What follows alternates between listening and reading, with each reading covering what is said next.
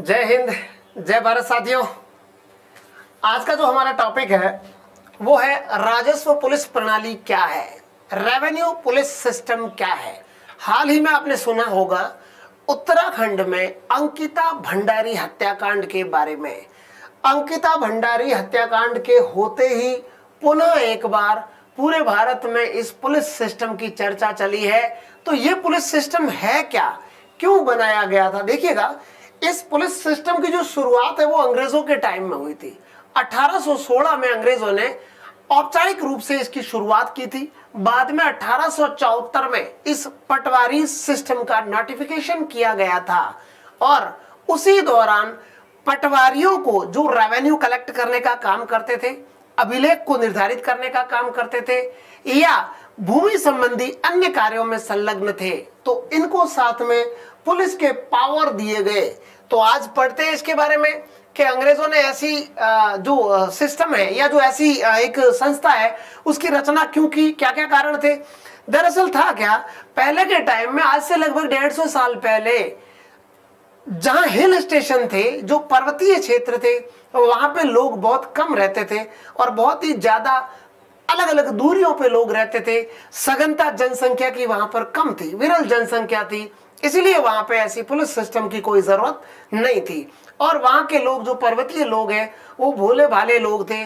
परंतु वर्तमान में जो क्रिमिनल्स है उनका दायरा बढ़ गया है, इसलिए इस पुलिस सिस्टम को या राजस्व पुलिस सिस्टम को चेंज करने के लिए ज्यादा से ज्यादा संख्या में सरकार पर दबाव बन रहा है। देखिएगा हिस्ट्री क्या है इसकी, हम इसके बारे में चर्चा करेंगे। तो 1816 में कुमाऊं के तत्कालीन ब्रिटिश कमिश्नर द्वारा पटवारी पद का सृजन किया गया था, जिन्हें पुलिस और राजस्व और भू अभिलेख ये काम दिया गया था। और 1874 में नोटिफिकेशन हुआ था। क्या हुआ था?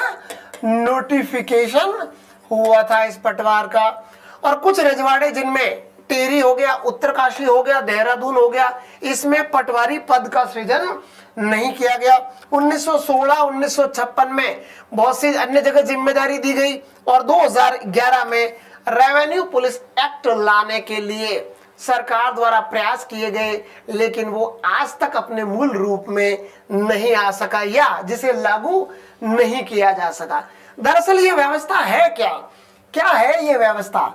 देखिएगा, इस व्यवस्था के तहत पटवारी को गिरफ्तार एवं अनुसंधान करने की पावर दी गई है। और हमारे यहाँ किसको पावर है? पुलिस को है। किसको पावर है? पुलिस गिरफ्तार कर सकती है और इन्वेस्टिगेशन कर सकती है और फर्दर जो भी इन्वेस्टिगेशन के अलावा जो भी कार्यवाही है वो कर सकती है। हाल ही में अंकिता भंडारी हत्याकांड हुआ। बिल्कुल, उत्तराखंड का 61% पार्ट लगभग रेवेन्यू पुलिसिंग में आता है। सुंदरलाल बनाम राज्य प्रकरण में, यानी उत्तराखंड हाईकोर्ट के द्वारा सुंदरलाल बनाम राज्य, इस प्रकरण में इस कंप्लीट जो रेवेन्यू पुलिसिंग है इसको समाप्त करने के आदेश दिए गए थे। लेकिन बाद में जो सरकार है, उत्तराखंड सरकार है, उन्होंने सुप्रीम कोर्ट की ओर रुख किया और इस पर फाइनली डिसाइड नहीं हो पाया। जैसे ही वर्तमान में अंकिता भंडारी की हत्या हुई और वापस एक PIL लगी, पब्लिक इंटरेस्ट लिटिगेशन, जिसमें यह मुद्दा उठाया गया कि सरकार इस रेवेन्यू पुलिस को खत्म क्यों नहीं कर रही है। अब देखिएगा प्रॉब्लम कहां आ रही है, जहां 21वीं सदी में पूरी दुनिया हाईटेक हो चुकी है, प्राइवेटाइजेशन और ग्लोबलाइजेशन के इस एरा में और इंफॉर्मेशन टेक्नोलॉजी के इस युग में क्राइम और क्रिमिनल्स का दायरा बढ़ता जा रहा है, वही रेवेन्यू पुलिस रिसोर्स के अभाव में जी रही है। क्योंकि देखिएगा, पटवारी साहब का काम क्या हो सकता है? जमीन के संबंध में भूमि का नामांतरण हो गया, रूपांतरण हो गया, भूमि की पैमाइश हो गया, भू अभिलेख निर्धारित करना, या जो सेंट्रल या स्टेट गवर्नमेंट की जो स्कीम्स होती है उनको आम जनता तक पहुंचाने का काम, या डिजास्टर मैनेजमेंट के रूप में काम करने का, एक एज ए अभिकर्ता के रूप में काम करना किसका काम होता है? पटवारी का काम होता है। लेकिन अगर आप पटवारी को कह दो कि बिना डंडे के, बिना फायरिंग के या बिना अस्त्र शस्त्रों के, आर्म्स और एम्यूनिशंस के बिना आप अपराधियों को पकड़ने के लिए जाओगे तो कैसे पॉसिबल होगा। 0 नंबरी एफआईआर भी नहीं होती है। अभी अंकिता भंडारी के मामले में देखने को मिला कि सीधे ही वहां पे गुमशुदगी दर्ज कर दी गई, जिसके कारण 4-5 दिन का डिले हो गया और फाइनली जिसकी परिणति अंकिता भंडारी की हत्या के रूप में हम सबके सामने। तो क्या इनमें चेंज किया जाना चाहिए?